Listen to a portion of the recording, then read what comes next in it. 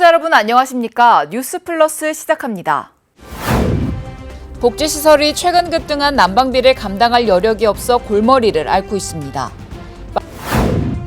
마포 장애인 종합복지관이 2022년 장애인 활동지원기간 평가에서 최우수 기관으로 선정됐습니다.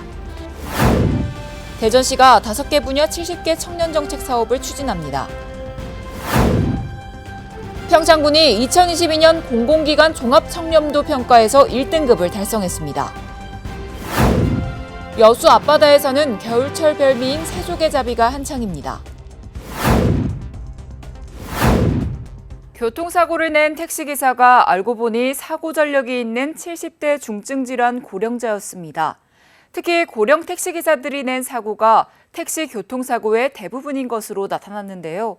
택시기사를 구하기 어려워지면서 택시기사의 연령층은 갈수록 높아지고 있습니다.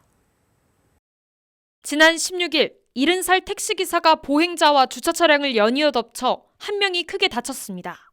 앞서 지난 3일에는 77살 택시기사가 도로 경계석을 들이받아 숨졌고 승객 한 명이 부상을 입었습니다.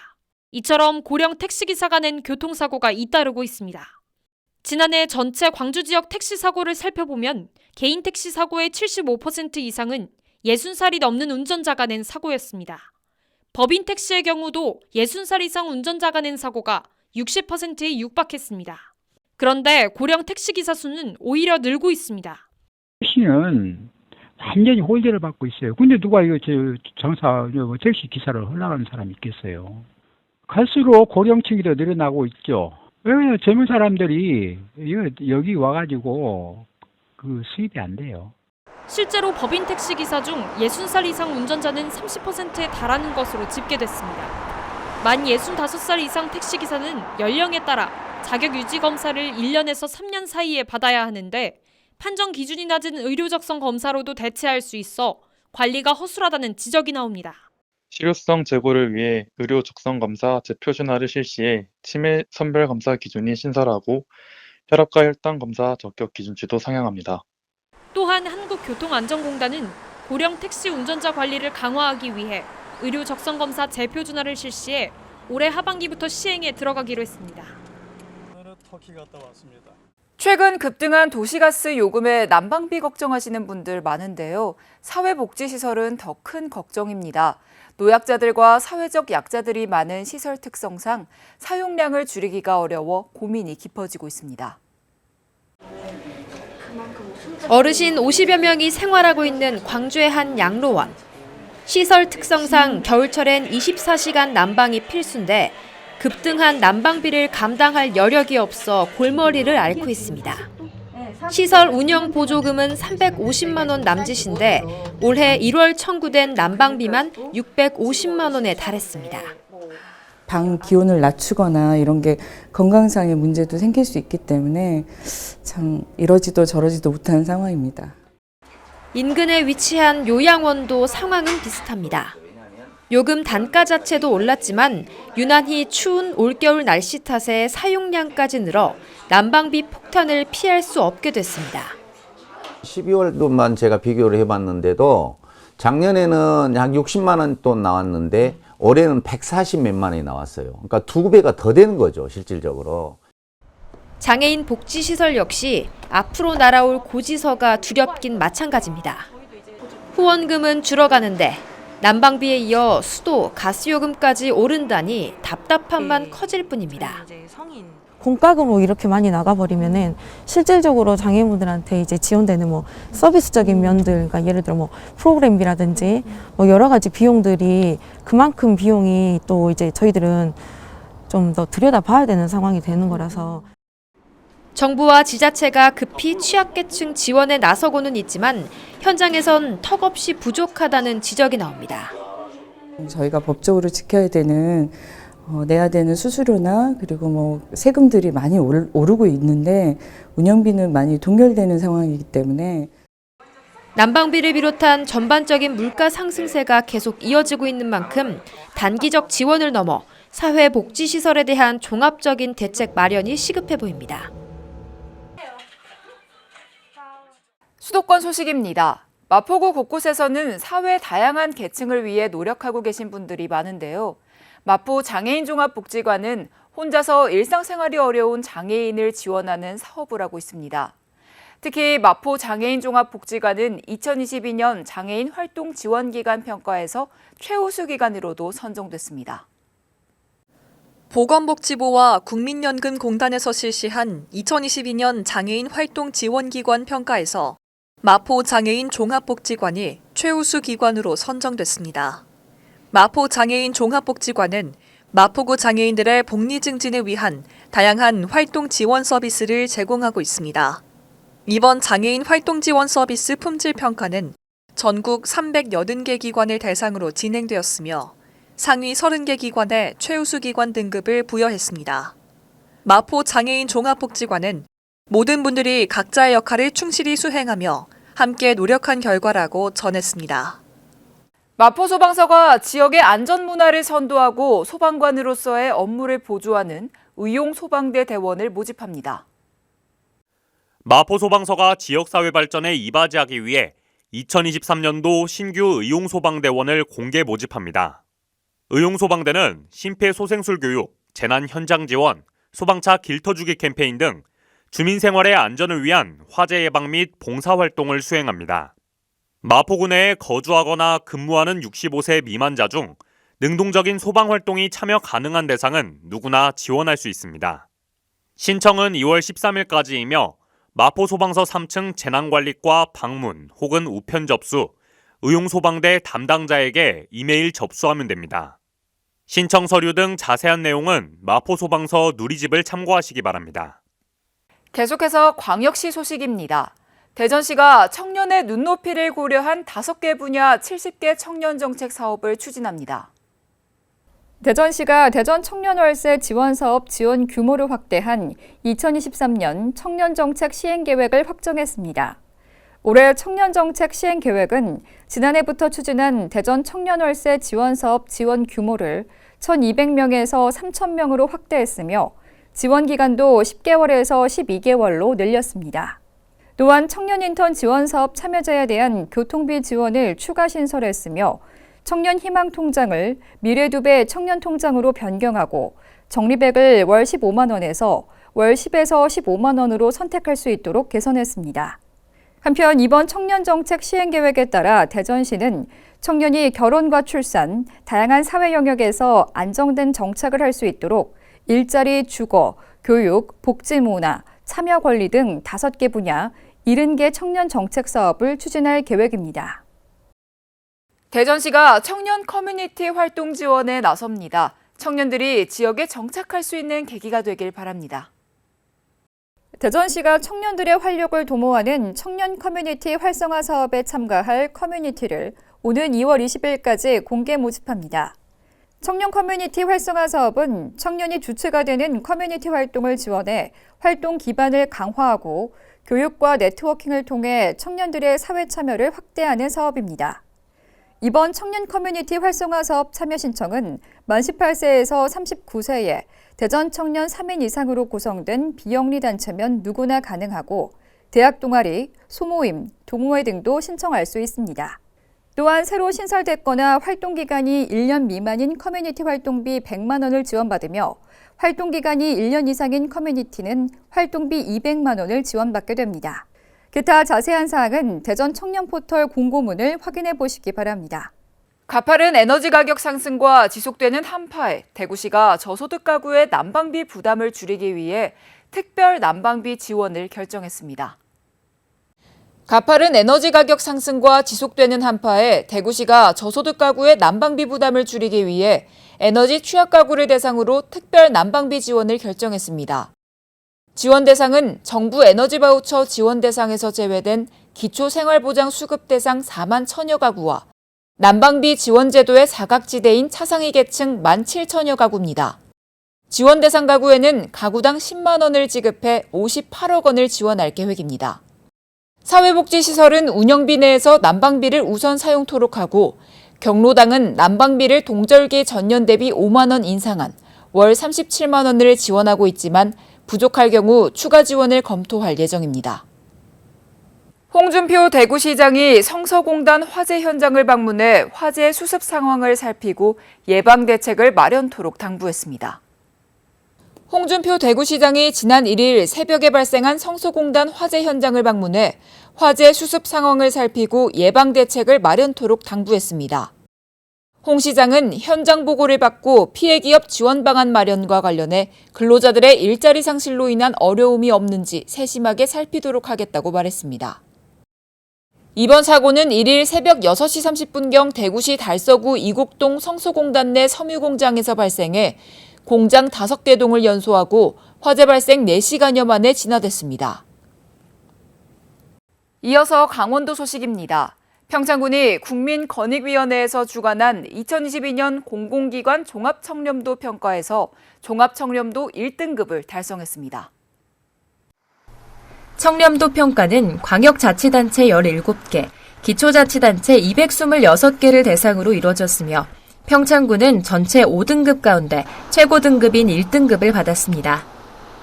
종합청렴도는 공공기관의 업무를 경험한 국민과 내부 직원의 부패 인식 경험을 설문조사를 통해 측정하는 청렴 체감표와 지표 이행 실적과 효과를 통해 평가하는 청렴 노력도를 가중 합산한 후 부패 실태를 감점으로 반영해 산정됩니다. 군은 감점 요인 없이 청렴 체감도에서 2등급을 받았고 청렴 노력도에서 반부패 추진계획 수립 및 이행, 고위직 노력과 리더십, 부패 공익신고자 보호 노력 등의 항목에서 높은 평가를 받아 2등급을 받게 되면서 종합청렴도 1등급을 달성했습니다. 군은 이번 평가를 민선 8기 시작과 함께 공직자 부패 행위를 사전에 차단하고 청렴 문화를 자리 잡은 결과라고 분석하며 최고 등급을 달성한 사실 자체에 만족하지 않고 청렴도 1등급을 꾸준히 유지할 수 있도록 지속적으로 노력하겠다고 말했습니다. 횡성군이 올해 1월 1일 기준 개별 공시지가 결정 공시를 위해 2월 17일까지 지가조사 및 산정을 실시합니다. 개별 공시지가는 국토교통부 장관이 1월 25일 결정, 공시하는 표준지를 기준으로 개별 토지의 특성을 표준지와 비교해 산정하며 감정평가사의 검증을 거쳐 오는 3월 21일부터 4월 10일까지 지가 열람 및 의견 제출을 받아 횡성군 부동산 가격 공시위원회 심의를 거쳐 4월 28일 결정 공시됩니다. 올해 횡성군은 표준지 2175필지를 제외한 개별지 20만 7577필지에 가격 산정을 실시할 예정으로 표준지 공시가격이 전년 대비 6.53% 하락한 것을 감안했을 때 개별 공시지가도 이를 반영해 하락할 것으로 전망되고 있습니다. 계속해서 충청도 소식입니다. 충북도와 행복얼라이언스, 행복도시락 사회적 협동조합이 충북 행복두끼 프로젝트 업무 협약을 체결했습니다. 이번 협약을 통해 도내 결식우려 아동 600명에게 밑반찬이 지원될 예정입니다. 행복두끼 프로젝트는 결식아동 문제 해결을 목표로 하며 협약에 따라 충북도는 급식 지원이 필요한 아동을 발굴하게 됩니다. 행복얼라이언스는 사업비와 기부 물품을 지원하고 지원 대상자의 복지 증진과 사업 홍보에 적극적으로 협력합니다. 행복도시락 사회적 협동조합은 도시락 제조와 배송 등 급식을 제공하며 지속적인 모니터링 등의 주요 역할을 수행합니다. 충청권 4개 시도지사와 시도의회 의장 등이 참석한 가운데 충청권 특별지방자치단체 설치 협약식이 개최됐습니다. 주요 협약 사항은 규약 제정과 시도민 공감대 형성, 행정 및 재정 지원 등입니다. 한편 충청권 특별지방자치단체 합동추진단은 특별지자체 기본계획 수립과 대외 협력 등을 추진합니다. 이는 향후 충청권 상생발전과 국가 균형 발전을 실현시키는 동시에 국가의 성장을 이끌 수 있는 중추적인 역할을 할 것으로 기대되고 있습니다. 계속해서 경상도 소식입니다. 경상북도가 경북도청에서 역대 도지사와 부지사를 초청해 간담회를 진행했습니다. 이번 간담회는 도정 운영 방향인 경북이 주도하는 확실한 지방시대에 관한 역대 도지사와 부지사들의 생각과 경험을 공유하는 시간으로 마련됐습니다. 간담회에는 이상배, 우명규, 심우영, 김관용 도지사를 비롯해 민선 출범 이후 행정, 정무, 경제부지사를 지낸 21명이 참석했습니다. 간담회는 경북도의 주요 역점 시책과 2022년 도정 주요 성과 등을 공유하고 역대 도지사와 부지사들의 의견을 듣는 순으로 진행됐습니다. 이철우 경북도지사는 경상북도는 올 한 해 국민 행복 시대와 존경받는 대한민국을 위해 확실한 지방 시대를 주도적으로 만들어가겠으니 함께 지혜와 뜻을 모아달라고 밝혔습니다. 포항시립미술관이 올해 첫 상반기 기획전시를 열었습니다. 현대미술의 극치를 보여주는 전시부터 포항의 사진작가를 조망하는 뜻깊은 전시까지 준비되어 있습니다. 포항시립미술관은 1월 19일부터 5월 7일까지 2023년 상반기 기획전시를 진행합니다. 먼저 현대기술 기획전 우리는 어디로 가야 하는가는 생태, 환경, 사회 등의 여러 요소로 불안한 시대를 살아가고 있는 우리에게 예술을 통해 긍정의 철학을 제안합니다. 여러 현대미술 작가들은 이원론적 세계관에서 벗어나 하이브리드의 세계를 감지하는 예술 실천을 선보입니다. 또 다큐멘터리 사진가 김재동의 개인전 멀리 새벽으로부터 1970년에서 90년대 포항 기록 전시도 열립니다. 이 전시에서는 지역 사진작가 김재동이 1970년대부터 포항 교외 곳곳을 다니며 그의 시선으로 담은 노동자들의 모습을 볼 수 있으며 전시는 인간의 삶 등 4가지 부문으로 구성됐습니다. 노동의 현장에서 포착한 인간의 희로애락, 다큐멘터리 사진가이자 관찰자의 눈으로 바라본 세상 등 김재동 작가의 사진에서 포항에 대한 애정도 엿볼 수 있습니다. 한편 포항시립미술관은 오전 10시부터 오후 6시까지 운영되며 매주 월요일은 휴관합니다. 계속해서 광주 전남 소식입니다. 민선 7기 광주시의 제안으로 논의가 시작된 광주 전남 행정통합이 사실상 백지화 수순에 들어갔습니다. 광주 전남 연구원도 이런 내용의 연구 결과를 발표했습니다. 부울경 메가시티나 대구 경북 행정통합 등 전국적으로 급부상했던 행정통합 시도 역시 대부분 좌초되고 있습니다. 지난 2020년 전국적으로 메가시티 바람이 불자 이용섭 광주시장이 전격 제안한 광주 전남 행정통합. 상대방인 김영록 전남지사는 경제통합이 우선이라는 입장을 냈고 결국 광주시와 전남도는 행정통합 연구를 광주 전남 연구원에 의뢰했습니다. 1년 3개월 동안 연구 용역을 진행한 연구원이 결과를 발표했습니다. 1단계 상생발전 협력, 2단계 경제통합, 3단계 행정통합으로 이어지는 방안입니다. 하지만 구체적 목표나 시기가 제시되지 않았고 통합의 필수적인 특별법 제정에 대한 세부적 계획도 없습니다. 처음부터 부정적이었던 전남도와 시장이 바뀌며 행정통합에 별다른 의지가 없는 광주시의 의견이 반영됐다는 해석이 나오고 있습니다. 심지어 민선 8기 들어서며 광주 전남 연구원의 재분리 움직임까지 나오면서 예견된 일이었다는 분석입니다. 중앙정부의 제도적인 지원과 중요한 부분은 시도민의 공감대 형성이 아주 중요할 거라고 보고 있습니다. 비수도권 광역지자체의 통합으로 수도권 집중화에 대응하자는 행정통합은 지난 2020년 부산, 울산, 경남 메가시티 사업을 시작으로 불이 붙었습니다. 하지만 울산, 경남의 거부로 결국 지난해 말 최종 무산됐고 대구, 경북 행정통합도 지난해 지방선거를 지나며 사실상 백지화됐습니다. 각 지자체별 이해관계가 너무 커 실제 통합까지 이르기에는 한계가 있었고 민선 8기 상당수 단체장들이 바뀌면서 통합의 동력이 떨어질 수밖에 없었다는 분석입니다. 일관성 당연히 굉장히 중요하지만 또 행정 환경이 바뀐 데 따라서 저희가 좀 탄력적으로 대응할 필요가 있고 반면 비슷한 시기 통합을 추진했던 대전과 세종, 충남, 충북은 최근 충청권 특별지자체 설립에 속도를 내고 있습니다. 비수도권 지자체의 통합 논의가 상당 부분 좌초됐지만 수도권 집중화에 대응할 대안 마련은 지속적으로 이루어져야 한다는 목소리가 큽니다. 요즘 여수 앞바다에서는 겨울철 별미인 새조개잡이가 한창입니다. 지금이 제철인데 없어서 못 팔 정도로 인기입니다. 칼바람이 부는 바다에서 그물을 늘어뜨린 어선들이 이리저리 휘젓고 다닙니다. 그물을 끌어올리자 어른 주먹만한 싱싱한 새조개가 한가득 올라옵니다. 갓 잡은 새조개는 윤기가 흐르는 속살만 빼내고 전국 각지로 날개 돋친 듯 팔려나갑니다.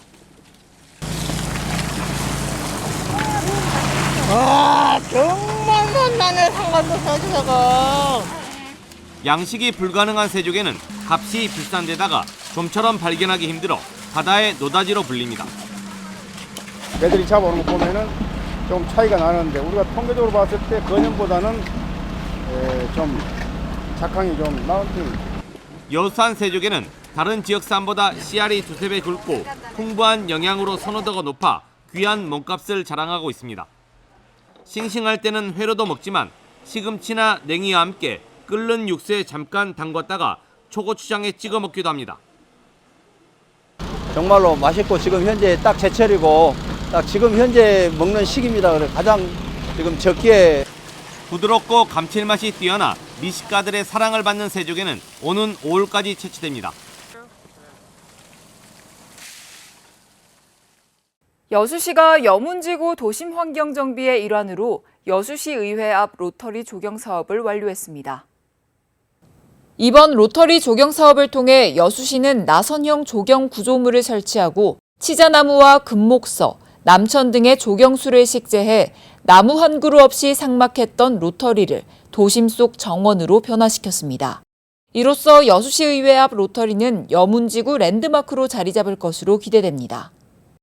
여수시가 제1회 대한민국 평생학습도시 좋은정책 어워드에서 좋은 정책상을 수상했습니다.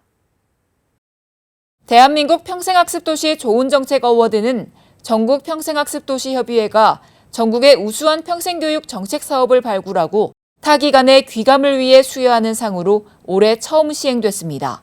이번 평가에서 여수시민학교는 다양한 교육과정을 지역시민단체와 협업해 운영한 성과를 인정받아 좋은 정책상을 수상하는 쾌거를 이뤘습니다. 국립고궁박물관이 조선의 국왕실과 궁궐실, 왕실의 생활실 등 박물관 내 상설전시실 7곳을 가상현실로 재현한 온라인 박물관을 마련했습니다. 전시된 유물은 다양한 사진과 동영상을 통해 볼 수 있으며 음성 해설로 각 유물에 대한 설명을 듣거나 상세한 정보도 확인할 수 있으니까요. 참고하시기 바랍니다. 뉴스 마칩니다. 시청해주신 여러분 고맙습니다.